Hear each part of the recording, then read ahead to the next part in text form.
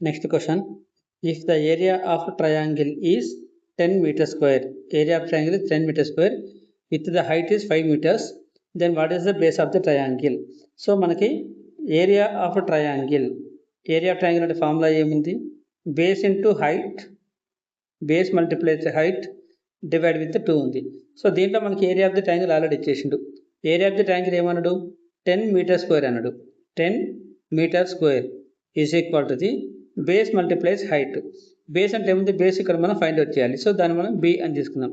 Height అంటే ఏముంది? 5 metres ఉంది. 5 మీటర్స్ డివైడ్ విత్ 2 అని ఉంది. సో ఇక్కడ నాకు ఫైనల్గా ఏం కావాలి? బి వాల్యూ కావాలి. అంటే 5 మీటర్స్ కానీ 2 కానీ నాకు అవసరం లేదు. సో ఇక్కడ నేను ఏం చేస్తాను అంటే 5/2 నేను లెఫ్ట్ సైడ్ తీసుకొస్తా. 5/2 లెఫ్ట్ సైడ్ తీసుకొస్తా. అప్పుడు అది ఏమైతే అప్ సైడ్ డౌన్ అవుతుంది. అంటే 10 multiplies 2/5 is equal to be అవుతుంది. సో 5 1 జా 5 2 జా. సో బి వాల్యూ ఇప్పుడు ఏమవుతుంది? B equal to the 4 meters. So base of the triangle ఏముంది?